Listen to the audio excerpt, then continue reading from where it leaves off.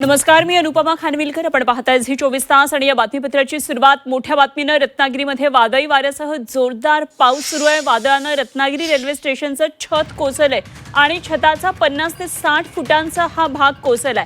मध्यरात्रीच्या पावसानं रेल्वे स्टेशनचं छत कोसळलं. सुदैवानं यामध्ये कुठलीही जीवितहानी झालेली नाहीये आणि गेल्या वर्षी देखील छताला अशा प्रकारे गळती लागलेली होती. रवींद्र कोकाटे आमचे प्रतिनिधी आपल्याबरोबर आहेत. आणखी सविस्तर तपशील जाणून घेऊया. रवींद्र, रत्नागिरी रेल्वे स्टेशनचं छत कोसळल्याची दृश्य आपण सध्या प्रेक्षकांना दाखवतोय.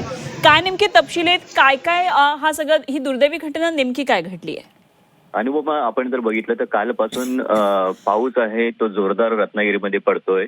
वाऱ्याचा वेग प्रचंड आहे.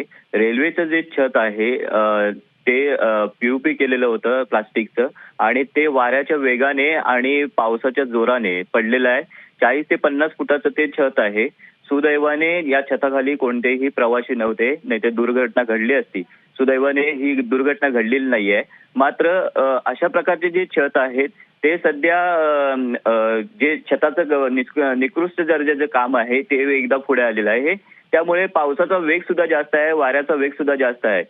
अनुपमा, दिलेल्या सगळ्या सविस्तर माहितीसाठी आणि अपडेट्स कोकणातल्या पावसाचे, रत्नागिरीतल्या पावसाचे जरूर वेळोवेळी जाणून घेत राहू. तुर्तास धन्यवाद. तर छताला अशा प्रकारे मागच्या वेळी गळती लागली होती आणि आता तर 50 ते 60 फुटाचं हे छताचा भाग कोसळल्याचं आपल्याला पाहायला मिळतं.